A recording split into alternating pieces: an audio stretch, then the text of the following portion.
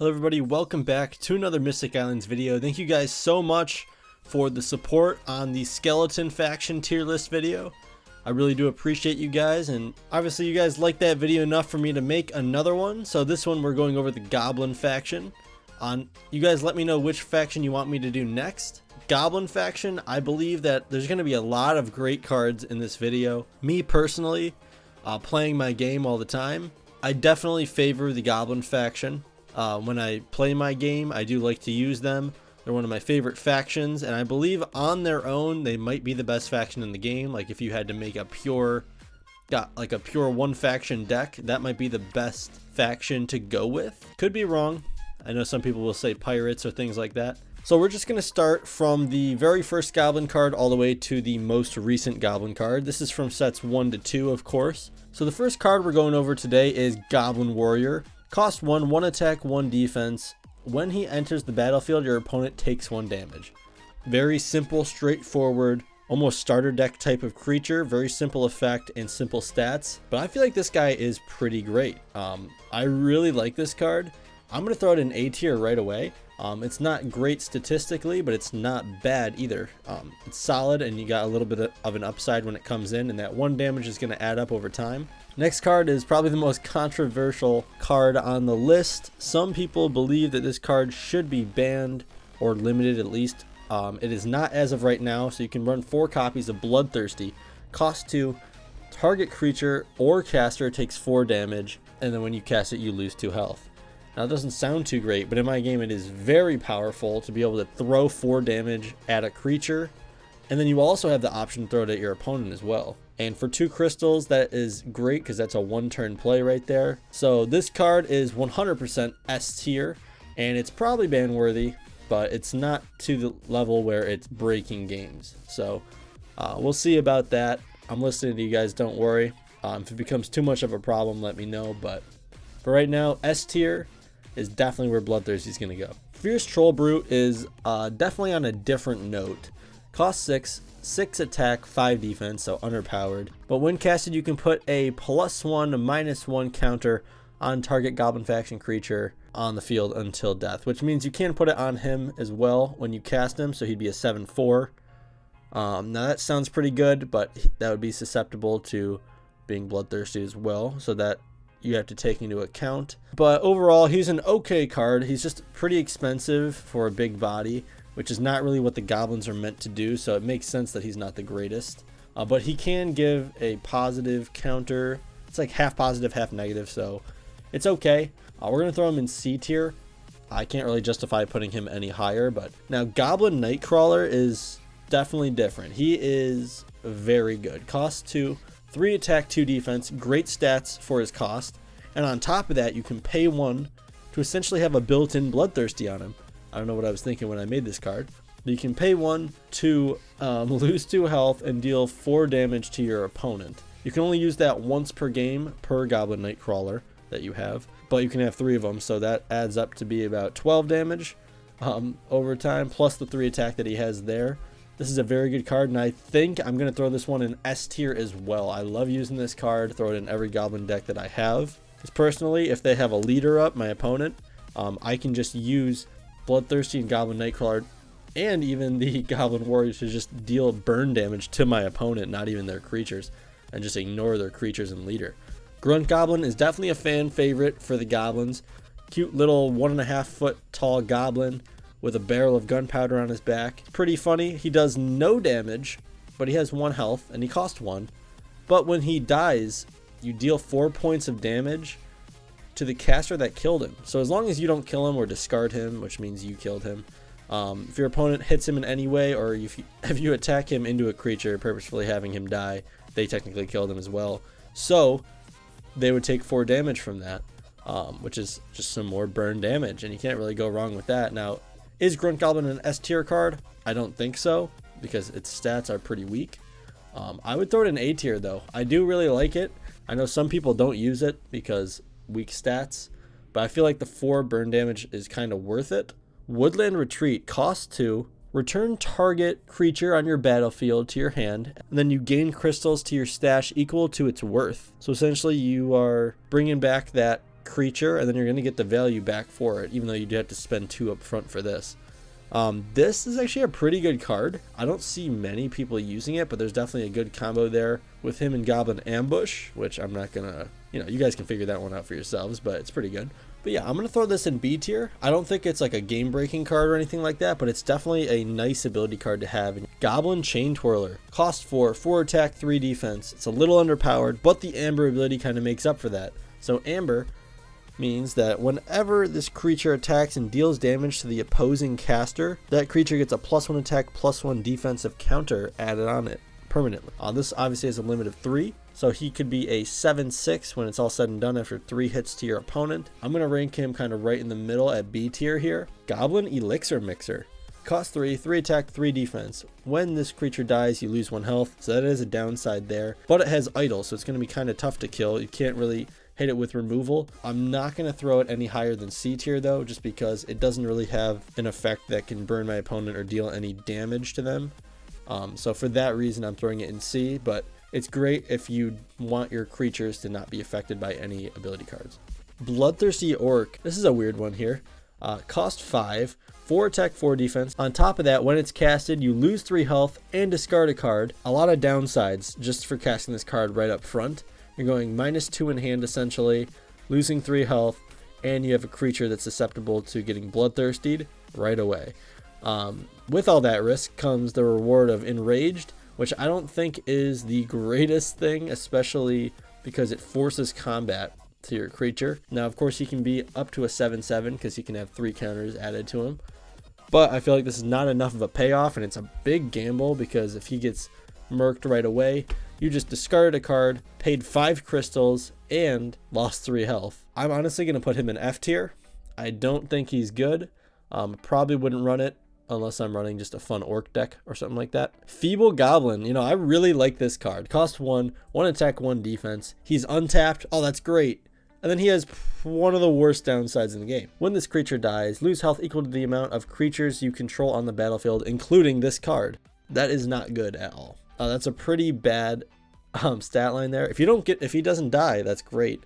But your opponent, especially seeing him on the battlefield and with cards that exist now in the game that didn't exist in set 1, they're going to be able to pick him off pretty easily, and it's just not going to be great. F tier, unfortunately. I mean, his name is Feeble Goblin, and I was just trying to make a funny bad card there. So I feel like I succeeded. Now, Goblin Ambush is on the total other end of the spectrum. Cost 3, 4 attack, 3 defense. Great stats for what it is. And then when casted, your opponent either discards 2 cards from their hand or loses 4 health. They get to choose. This is a great card. This is going straight into S tier.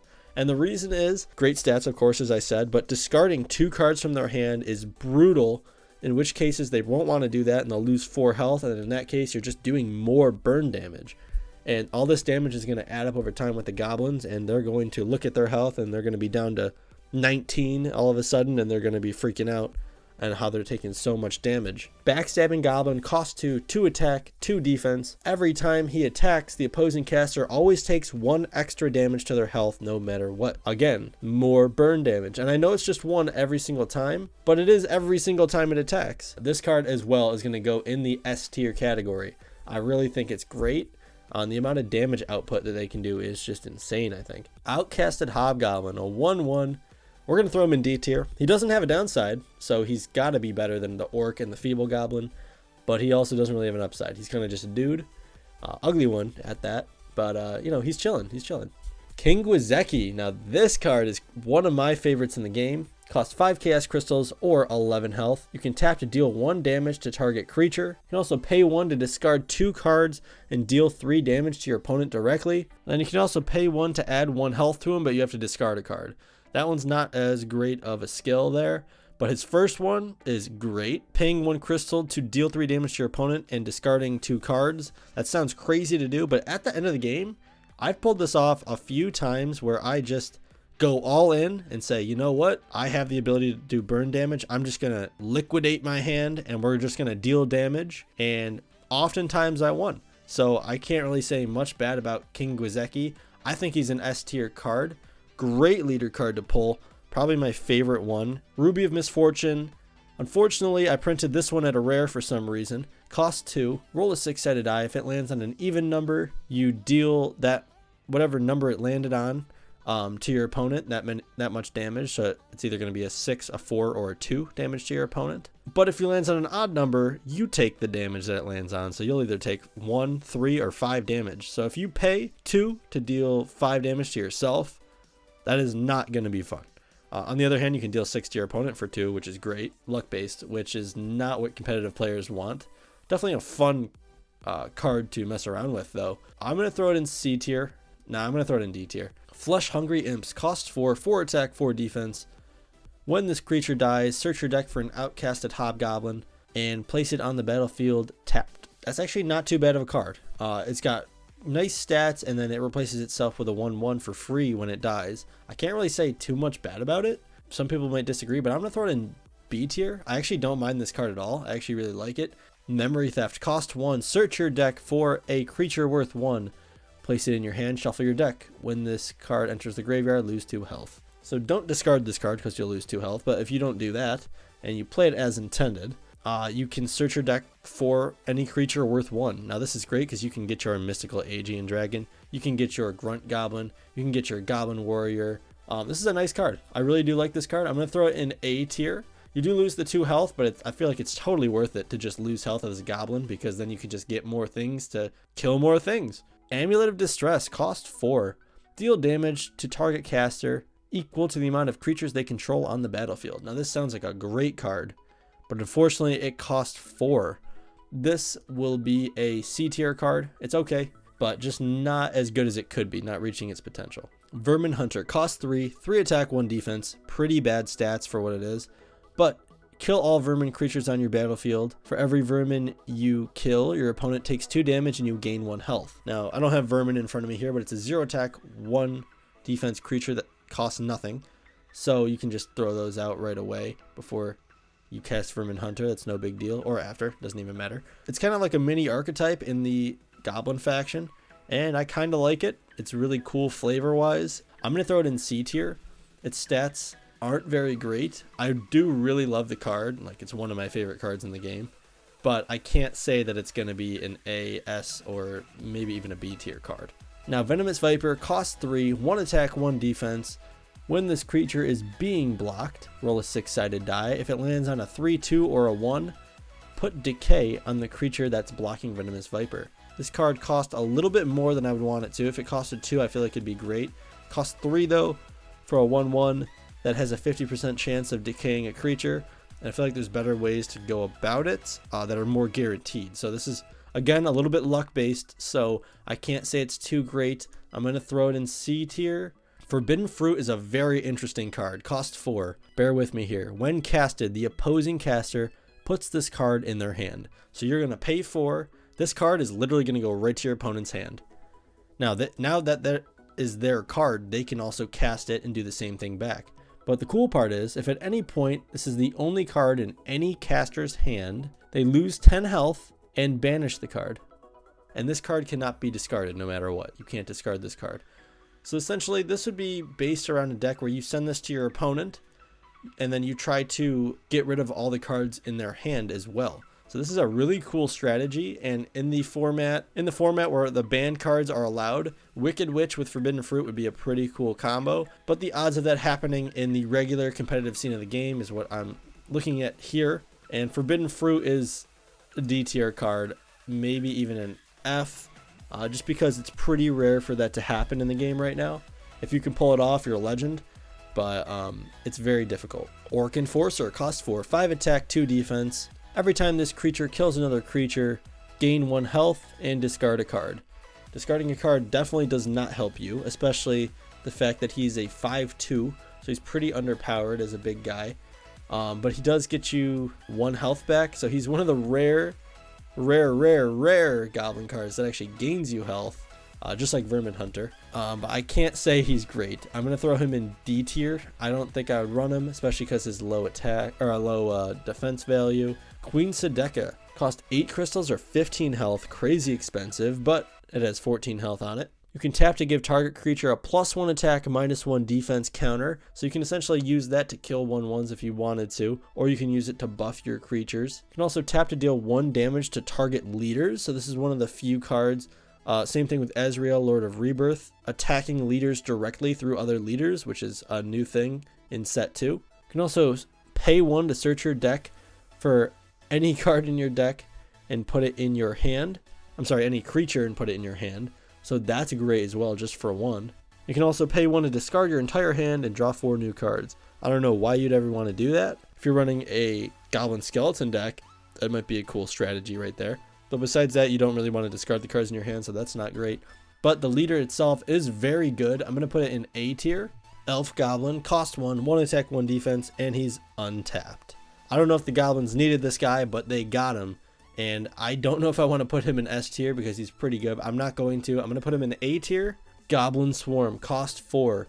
Essentially, I'm not going to read this whole card text to you, but essentially, in my game, only 1 creature can attack 1 creature at a time. This card says otherwise. You can take 2 goblin creatures and deal damage to 1 creature with both of those creatures. Thing is, it costs 4. So again, you're taking a big risk here, hoping that your opponent doesn't have any removal or any way of buffing their creature to make sure that this doesn't work out for you.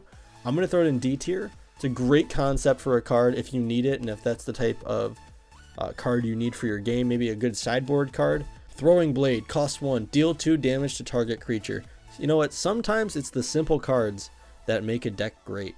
Throwing Blade, S tier right away. The ability to just deal 2 damage to a creature is great. Gets rid of a lot of annoying, pesky, cheap creatures, and you can't complain. I mean, for 1, it's great. You can have 2 in a deck because it's a rare. I feel like it's a fair card as well. Hulking Orc, cost 3, 2 attack, 2 defense, and when casted lose 1 health, with a downside. But it has the Amber skill. So essentially this is Bloodthirsty Orc, but kind of just better. Cheaper, a little bit weaker, but it has Amber instead of Enraged. Essentially meaning it can deal damage to the opponent and then gain health. This is a great opening card because it can become a 5/5 very quickly, and at that point your opponent's going to have some trouble taking care of it. Other times it gets murked right away, so it's kind of up to you how you use it. I'm going to throw it in B tier though because I do like this card. Now Goblin's Pride is a rare from set 2, cost 4. It's essentially a permanent ability card that every time a Goblin faction creature kills another creature, put a counter on this card. Now this is just a general counter, not a +1/+1 or anything like that because it's not a creature.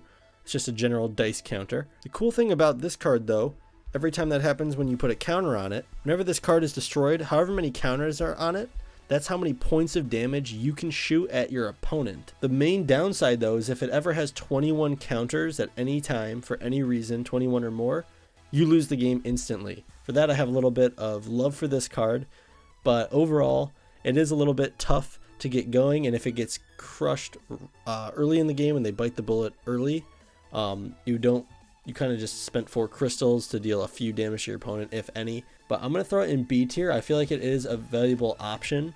Shmug the Ogre, costs 4, 4 attack, 4 defense. When casted, roll a 6-sided die. If it lands on a 5 or 6, deal 1 damage to all creatures on the battlefield. It does cost 4, and it is a 4/4, so it's pretty solid. I'm going to throw it in B tier, and it has the ability to wipe a good amount of cheap creatures, just with a little bit of luck. And Goblin Hut Guard, cost 2, 1 attack, 2 defense. When casted, draw a card. If the card you drew is a Goblin Hut Guard, cast it for free this turn. For that, I'm going to throw it into C tier. Its stats aren't good enough to really warrant anything higher, I think, but it has a cool, neat effect. So that is my Goblin faction overview. As you can see, it's pretty heavy in S tier and A tier. Even B tier is pretty heavy as well. This is one of the best factions in the game, I think. If you disagree with any of my rankings, in the comment section, there will be a pinned comment where you guys can actually upload yours to Tier Maker and basically prove me wrong and let me know. So also join my Discord and we can fight about it in the comments section. Thank you guys so much for watching. I'm going to see you guys in the next one. Peace.